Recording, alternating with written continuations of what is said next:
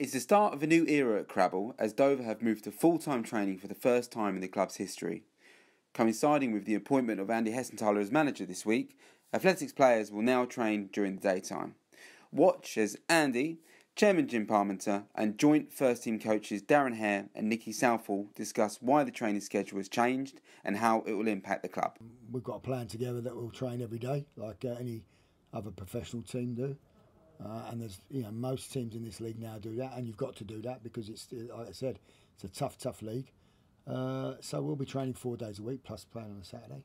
They'll get their Wednesdays off, which is the norm for a football league club. But now and again, it might be a different day depending on a situation. Sometimes they'll be in on a Sunday. I probably won't like to hear that, but sometimes they will be on a Sunday if I feel we need to be in, prepare a game for a Tuesday.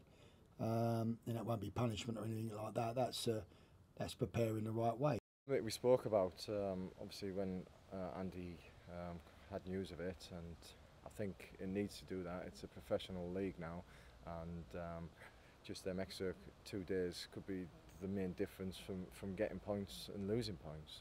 It makes you sharper, it makes you fitter, it makes you stronger.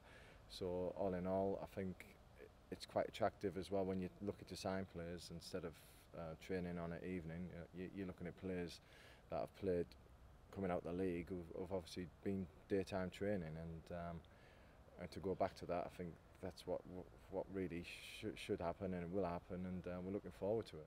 Working with a group of players, it isn't just about what you do on the training ground, it's what you do off it. So we can monitor what they're eating, when they're eating, and the amount of time they get on the grass. Part of going full time isn't just about improving fitness.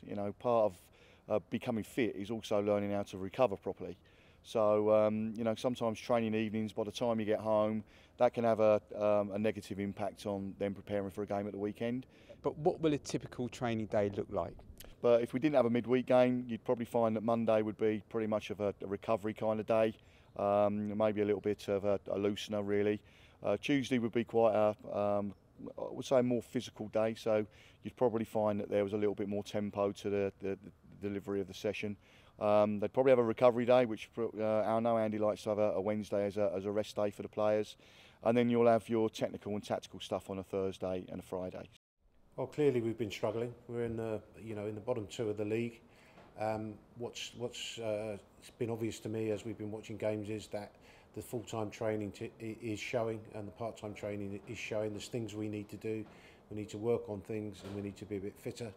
So I believe that it was absolutely essential for us to go to full-time. I just think it'll make the side better. There'll be obviously a bit more expense, but I think the players will be much more switched in and much more together.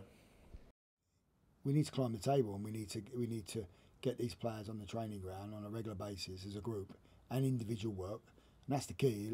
A lot of these players are probably going to need individual work with some young players in the team, and we've got to make these players better. So the only way we can do that is to have full-time training and to compete in this league. That's the only way to do it.